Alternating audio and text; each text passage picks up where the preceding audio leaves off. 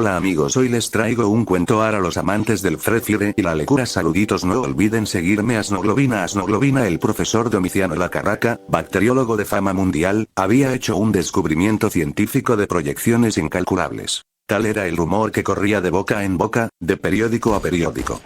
Se espera una reforma del ejército, tal vez una subversión completa de todo lo existente en este orden. Si no fuera esto, ¿por qué tendría el ministro de la guerra tanta prisa en citar al sabio en su despacho, Se decía en todas partes. Y más aún, cuando salió a relucir que en las bolsas se habían formado ya sindicatos secretos para la explotación del invento, que le adelantaban al profesor Lacarraca una importante cantidad para facilitarle un indispensable viaje de estudio a Borneo. Entonces la marea de comentarios se desató como para nunca acabar.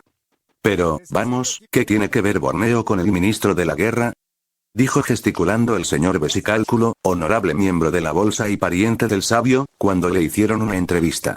¿Qué tiene que ver? Y, además, ¿dónde está la dichosa Borneo?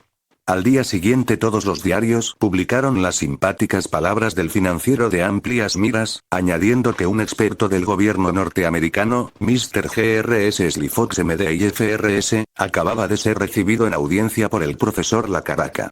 La curiosidad del público asumió entonces caracteres de fiebre. Los sabuesos de la prensa sobornaban a los escribientes en el Ministerio de la Guerra, para enterarse de los nuevos inventos, recién depositados, y ofrecían después un material informativo, que era el más brillante testimonio del incesante anhelo de perfeccionar más y más a las Fuerzas Armadas.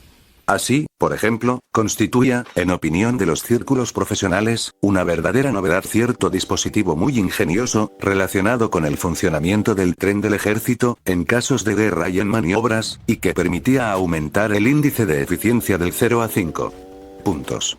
Pero la cumbre de todo, algo fuera de toda competencia, y sobre esto estaban todos de acuerdo, era el consejero automático en lances de honor, inventado por el capitán de infantería Gustavo Burrillo, oficial que, gracias a su originalísima interpretación de la palabra honor, disfrutaba de amplia fama, incluso allende las fronteras de su país.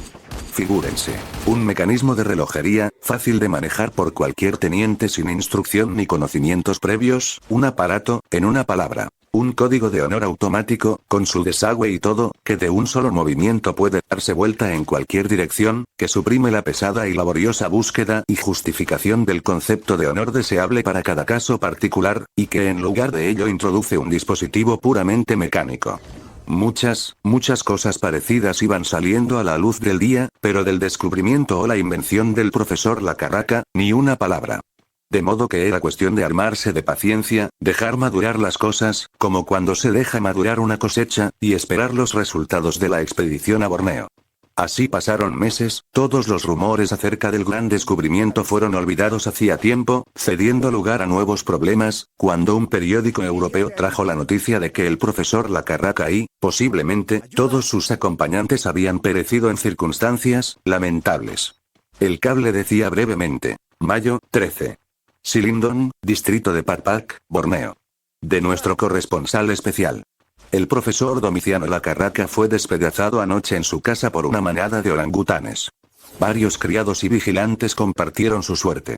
El ayudante, Dr. Slifox, ha desaparecido. El escritorio del sabio está destrozado. Innumerables escritos y apuntes del investigador cubren el suelo, hechos pedazos. El profesor Domiciano Lacarraca fue despedazado anoche en su casa por una manada de orangutanes.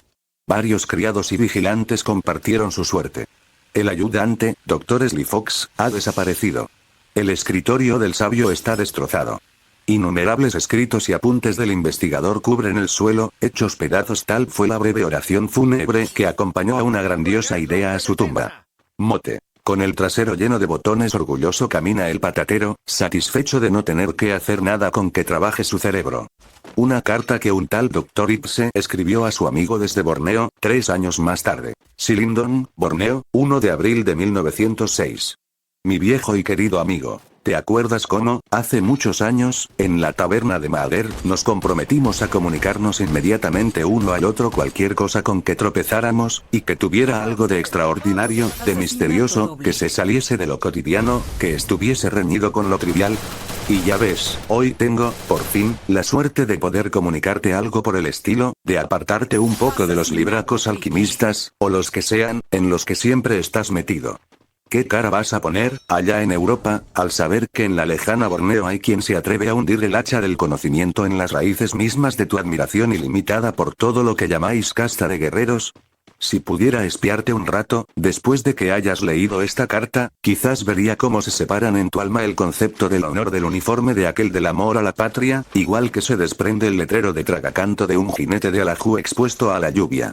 Dime, ¿no has pensado nunca que las personas cultas de la misma condición se llaman entre sí colegas, es decir, hombres que estudian o leen algo en común, mientras que los patateros? ¿Te acuerdas todavía de este estupendo apodo para los oficiales, mientras que los patateros se tratan de camaradas de cámara igual cámara, dormir en la misma cámara? Siempre vuelvo a acordarme del logradísimo título que el sabio medieval Van Helmont puso a uno de sus capítulos, del profundo y misterioso sentido que encierran las palabras y los dichos. Y ahora vamos de cabeza al torbellino de los sucesos. Adivina a quién conocí aquí. Nada menos que a Mr. G.R.S. Slyfox M.D. y F.R.S., el ex ayudante del desdichado profesor La Caraca. Imagínate. Aquí, en Shillingdon, en lo más profundo de la selva virgen de Borneo. Y es que Mr. Slyfox es el único sobreviviente de la expedición de entonces, e inmediatamente después de la muerte del profesor D.L., cuyos experimentos dirigía él solo desde el primer momento, en realidad el profesor D.L. solo sirvió de testaferro, salió de Borneo y fue a Europa para ofrecer su invento a varias potencias, principalmente a aquella que desde el comienzo mostró tanto interés y a la que tanto amamos y estimamos todos, en una forma perfeccionada. Del resultado de su gestión hablaremos más tarde. Por ahora basta que te diga que en estos momentos está Mr. Slyfox otra vez aquí, más pobre que una rata, y que continúa sus estudios. ¿En qué consistía el invento del profesor D, o mejor dicho, de Mr. Slyfox? Ya estás impaciente por saberlo, ¿verdad? Escucha, pues. Durante decenios enteros se ocupó Mr. Slyfox de la estadística de la vacunación y llegó a comprobar que en las comarcas donde el material de vacuna no procedía de personas sino de temeros, se hacía notar un sorprendente aumento del impulso hacia la defensa nacional, incluso allí donde no existía para ello el menor motivo. Desde esta observación hasta sus monumentales experimentos posteriores, solo había un paso para el cerebro inventivo de Mr. Slyfox. Con el acierto de un norteamericano que no vacila ante nada, relacionó el mencionado síntoma directamente con la reducida capacidad mental del ternero, y estableció una cadena de experimentos. Ya los primeros ensayos realizados con algunos ejemplares de pollinos escogidos, asnos, como decimos los profanos, dieron brillantes resultados. Al pasar la vacuna conseguida de tales asnos, la llamada asnoglobina simplex A, todavía por el sistema circulatorio de uno o dos péricos ligeros, su eficiencia llegaba a ser tal que, inyectada en la sangre de personas jóvenes y cándidas, provocaba a corto plazo una especie de delirio patriótico primario. En los individuos con taras hereditarias, este estado aumentó en 2 casos hasta la patriomanía progresiva e irrefrenable. Los profundos cambios causados asimismo en la vida artística de los individuos tratados, encuentran su expresión más elocuente en el caso de uno de los vacunados, uno de nuestros más apreciados poetas a caballo, que comenzó su último tomo de poemas con las siguientes líneas. La espada a la derecha, tratatatán. La espada a la derecha, tratatatán. El enemigo nos acecha, tratatatán. Etcétera. Esto te lo cuento de pasada. Al principio, como sabes, el gobierno se interesó muchísimo por el descubrimiento que debería ser lanzado bajo el nombre del profesor La Caraca, y un sindicato costeó la expedición. En Shillingdon, en lo más espeso de las selvas vírgenes de Borneo, patria del orangután, fueron cazados unos 200 ejemplares de estos monos y vacunados sin demora con la asnoglobina simplex A, y es que Mr. Slyfox observó que los productos potenciales del linfa, tal como se obtenían de los péricos ligeros, resultarían, en vista de la escasez de estos animales, demasiado caros para una aplicación general en las Fuerzas Armadas.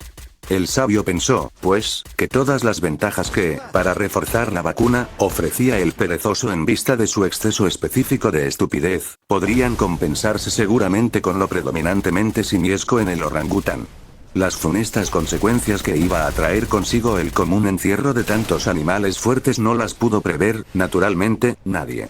La noche de horror en que los monos rompieron sus jaulas, destrozaron todas las cosas y mataron al profesor DL, junto con los vigilantes malayos, por poco le cuesta la vida a Mr. Sly Fox, que escapó a la muerte por milagro.